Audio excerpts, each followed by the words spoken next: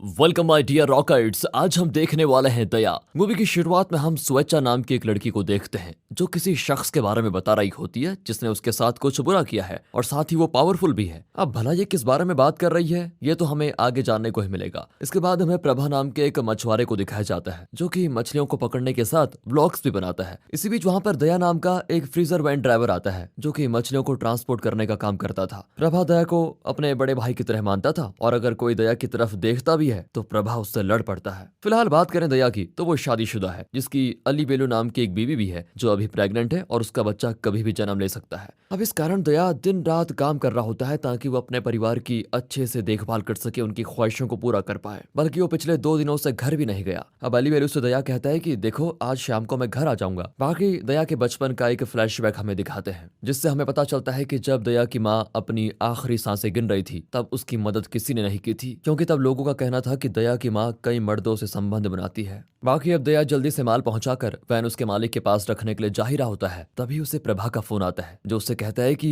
अभी एक डिलीवरी करनी है और इसके लिए उन्हें एडवांस भी मिलेगा। अब एडवांस सुनकर दया मान जाता है और फिर अली वेलू से फोन करके कहता है कि देखो मुझे आने में फिर देर हो जाएगी। अब ये बात सुनकर अली वेलू उससे नाराज होकर फोन ही काट देती है। फिर दया जल्दी से हार्बर वापस पहुंचकर प्रभा से सामान लोड करने के लिए बोलता है जिसे जल्दी लोड करते ही दया वैन लेकर निकल जाता है। पर जब सामान उतारने की बारी आती है तो दया देखता है कि उसकी वैन में एक महिला की लाश पड़ी है। अब उसे देखकर वो घबरा जाता है लेकिन कहता है मैं अकेले ही सामान उतार दूंगा। वो काफी घबरा जाता है। बेचारा जल्दी से सामान उतारने के बाद वहां से तुरंत निकलता है और साथ ही प्रभा को फोन करके पूछता है तुम लोगों ने सामान लोड करने के बाद वैन को लॉक किया था ना। प्रभा कहता है कि हाँ किया था। इस वक्त दया प्रभा को कुछ नहीं बताता। वो वैन में पड़े एक बॉक्स में उस बॉडी को डालने के बाद साफ सफाई वगैरह करता है और वैन को उसके मालिक के पास खड़ा करने जाता है। मालिक भी दया से कहता है कि तुम घर जाओ, मैं तुम्हारी वैन लेकर किसी और को हॉस्पिटल भेज रहा हूँ। वो आगे कहता है कि मेरे एक रिलेटिव की बॉडी वहां से लेनी है और कब्रिस्तान तक जाना है। अब ये सुनकर दया उससे जिद करने लग जाता है कि मैं वहां जाना चाहता हूँ क्योंकि मुझे पैसे की जरूरत है। इस पर वो ये काम दया को ही दे देता है। अब इसके बाद दया लाश के बारे में प्रभा को बताता है जो उससे कहता है कि आप एक लाश को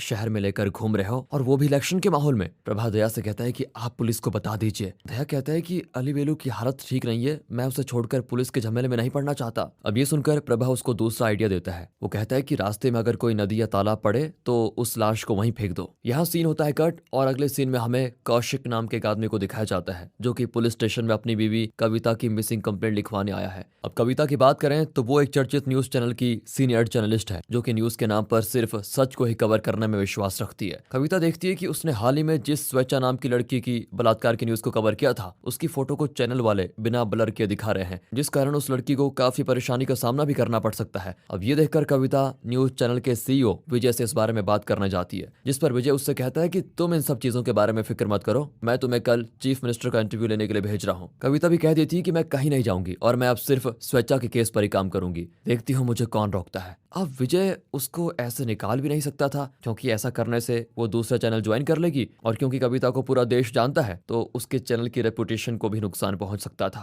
दूसरी तरफ दया जब लाश को ठिकाने लगाने जा ही रहा होता है तभी उसे किसी अनजान इंसान का कॉल आता है जिसे पता था कि दया एक लाश को लेकर शहर में घूम रहा है। वो आदमी दया की बीवी के बारे में भी जानता है। वो दया से कहता है तुम उस बॉडी को कुछ भी मत करना, मैं तुम्हें बताऊंगा कि उसे कहाँ और कब पहुंचाना है। इस फोन कॉल से दया पूरी तरह डर जाता है और फिर उस बॉडी को बक्से में ही वापस बंद करके हॉस्पिटल पहुंचता है जहां से उसे एक और बॉडी को लेकर कब्रिस्तान पहुंचना था। अब ये बॉडी असल में एक पुलिस वाले की आंटी की थी। उस पुलिस वाले का नाम था दाऊद जो कि अपनी आंटी से बहुत प्यार करता था क्योंकि बचपन में जब उसकी माँ ये दुनिया छोड़कर चली गई तब उन्होंने दाऊद को पाल पोस कर बड़ा किया था, इसलिए वो वैन में दया के साथ कब्रिस्तान तक जाने का फैसला भी करता है। अब जब सुबह होती है तो दाऊद नींद से उठकर देखता है कि दया ने वैन कहीं खड़ी की हुई है। पूछने पर दया कहता है कि अचानक से फ्रीजर काम करना बंद कर दिया जिस वजह से जल्दी बॉडी में बदबू आने लगी और इसलिए उसे बनवाने के लिए मैंने मैकेनिक को बुलाया है, तो आप बस आराम कीजिए, बस कुछ और मिनट लगेंगे। फिर हम वहां पर प्रभा को देखते हैं जिसे दया दाऊद से मैकेनिक बोलकर मिलवाता है और प्रभा अंदर फ्रीजर बनाने के बहाने जाकर दया को आइडिया देता है कि क्यों ना हम दोनों लाश की अदला बदली कर दें।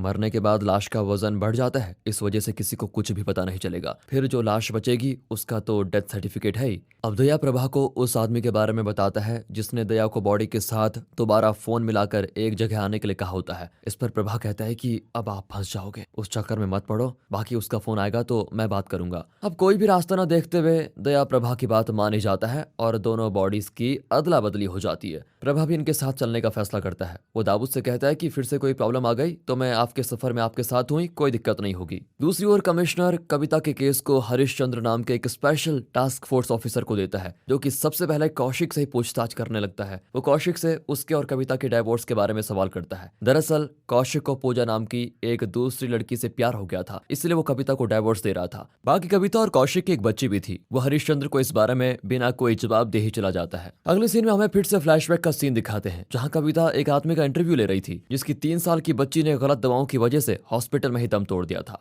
और अब प्रेजेंट में हमें एमएलए परशुराम को दिखाया जाता है, जिससे मिलने के लिए कबीर नाम का एक हिटमैन आता है, जो कि बोल नहीं सकता। वो इशारों के जरिए परशुराम से कहता है, तुमने उस लड़की को मारने के बजाय उसका बलात्कार करके गलत किया। अब मुझे तुम्हारी फैलाई गंदगी को साफ करना होगा, और मुझे पता है फिर उसके बाद तुमने कविता को भी मरवा दिया, जिसकी बॉडी का कहीं पता नहीं चल रहा। यहाँ गुस्से में कबीर को परशुराम का खास आदमी रविंद्र समझाने की कोशिश करता है, पर परशुराम को उससे कोई फर्क नहीं पड़ता। वहीं इधर कब्रिस्तान में बॉडी को दफन करने के बाद जब दया और प्रभु बाहर आते हैं तो देखते हैं कि उनकी वैन वहां है ही नहीं, किसने उनकी वैन चुरा ली है। प्रभा और दया के कुछ समझ में नहीं आ रहा था कि अब करे क्या। इसी बीच वो लोग न्यूज में कविता के गायब होने की खबर देखते हैं, जिसे देखकर दया और भी ज्यादा घबरा जाता है, क्योंकि उसके वैन में किसी और की नहीं बल्कि कविता की ही लाश मौजूद थी। इतना काफी नहीं था कि तभी उसी लाश वाले आदमी का इन्हें फोन आता है, जो दया से कहता है कि तुमने लाश बदलने की हिम्मत कैसे की, असली बॉडी कहाँ छिपाई है तुमने। इस पर प्रभा उससे कहता है कि ऐसा है, हमारी वैन देकर अपनी बॉडी लेके जाओ। ये सुनकर वो 1 घंटे के बाद आने के लिए कहता है। अब इन लोगों के सामने वैन आकर रुकती है, जिसमें से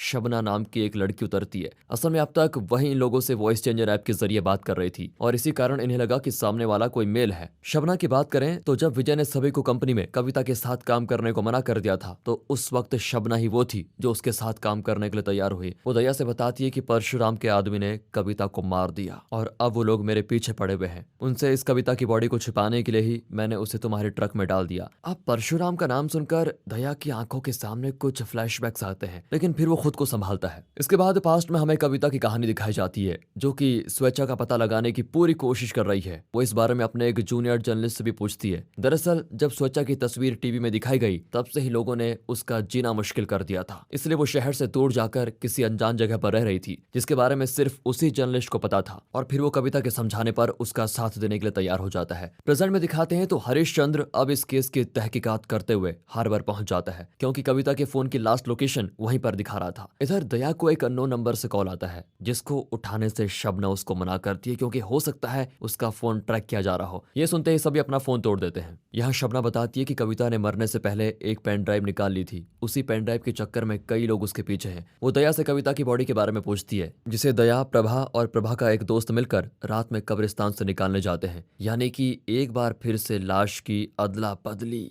पर जब वो ये सब कुछ कर ही रहे होते हैं, तभी इस बारे में लोगों को पता चल जाता है, जहां से किसी तरह कविता की लाश के साथ वो भाग निकलते हैं। वहीं इधर दिखाते हैं तो कौशिक कविता को याद कर रहा था, जो कि कौशिक को डाइवोर्स नहीं देना चाहती थी, लेकिन कौशिक उसे हर हाल में छोड़ना चाहता था। अगले दिन न्यूज में दया और बाकी सभी देखते हैं कि जब वो लोग कब्रिस्तान से कविता की बॉडी को लेके जा रहे थे, तभी कोई उनका वीडियो बना रहा था। मतलब कि अब उन सभी के चेहरे दुनिया के सामने आ चुके हैं। इस खबर को जब अली वेलू भी सुनती है, तो वो घर से निकलकर एक नकली एम्बुलेंस में बैठकर चली जाती है। उधर रविंद्र कुछ गुंडों को भेजकर दया के साथ और लोगों को मारकर उस लाश को लाने के लिए भेज देता है, जिनका पता लगते ही दया बाहर जाता है और उसे पता नहीं क्या हो जाता है, और जिसका उसको डर था वो अचानक से सभी गुंडों को बहुत बुरी तरह मारता है, जिसका ये रूप देखकर प्रभा और शबनम दोनों ही हैरान थे। वो प्रभा से कहता है कि मैं जानता हूँ तुम्हारे मन में कई सवाल हैं, लेकिन अभी मैं उनका जवाब नहीं दे सकता। फिर यहाँ से दया प्रभा के दोस्त के साथ सुनसान जगह पर वैन को छिपाने के लिए जाता है। दूसरी ओर कबीर उस जर्नलिस्ट और उसकी बीवी को मार देता है, जिसने स्वेच्छा के केस में कविता का साथ दिया था। टीवी की न्यूज की वजह से हरिश्चंद्र भी दया के घर पहुंच जाता है,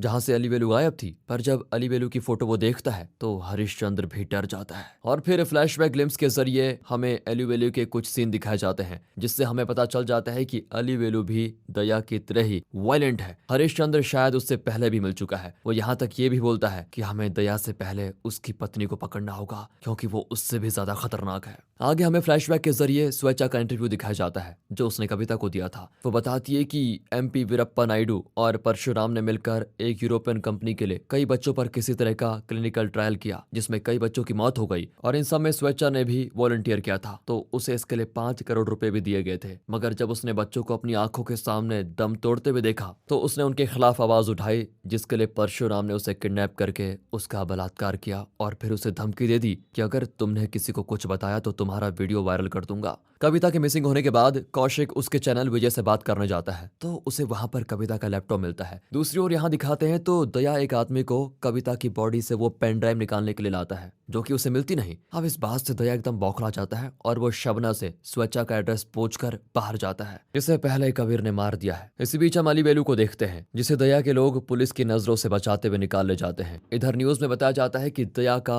एक क्रिमिनल रिकॉर्ड रह चुका है और उसका असली नाम दया नहीं बल्कि सत्या है। तभी प्रभा को उसके दोस्त का फोन आता है जिसके पास कबीर पहुंच गया था। अब प्रभा के दोस्त की जान खतरे में थी तो वो दया को कॉल करके इस बारे में बताने के बाद वहां से चला जाता है। जबकि दया ने उसको मना भी किया था, वो तुरंत अपनी बाइक वापस घुमाता है। इसके बाद अकेले में कविता की लाश को देखते हुए शबना सोचती है कि उसकी मौत हुई कैसे थी आखिर। असल में जो स्वेच्छा का इंटरव्यू कविता ने लिया था उसके बारे में वो बात करने के लिए परशुराम के पास गई थी, जिसने उस वक्त तो कविता के साथ कुछ नहीं किया लेकिन बाद में उस इंटरव्यू की पेन ड्राइव लेने के लिए अपने आदमी को भेजा, जिसे देखते ही कविता ने पेन ड्राइव खा ली और ये देखकर उस गुंडे ने कविता को गोली मार दी। हालांकि उस गुंडे को कविता ने पानी में धक्का दे दिया था लेकिन कविता की जान तब तक जा चुकी थी। इधर प्रभा को अपने दोस्त की लाश मिलती है लेकिन वहां पर कबीर उस पर भी हमला कर देता है। फिर कबीर वहां से सीधा पहुंचता है शबना के पास और उसकी जान लेने की कोशिश करता है, जो कि कबीर को चाकू मारकर अपनी जान बचाने के लिए पानी में कूद जाती है और फिर उसकी यहाँ पर जान बच गई थी। उधर हरिश्चंद्र परशुराम से मिलने जाता है जहां वो परशुराम को सावधान करता है कि आप बचकर रहिएगा, हो सकता है आपको मारने के लिए दया की बीवी अली वेलू आए। इस पर परशुराम उससे कहता है कि तुम उसकी चिंता मत करो, मैं देख लूंगा। अब यहाँ अली वेलू की क्या कहानी है ये हमें बताई नहीं गई। फिलहाल दया जब वापस आता है तो उसे वहां पर प्रभा की लाश मिलती है। वहां पर कबीर भी मौजूद था जिसे पेन ड्राइव चाहिए थी, लेकिन दया प्रभा को मारने के लिए उसे मारकर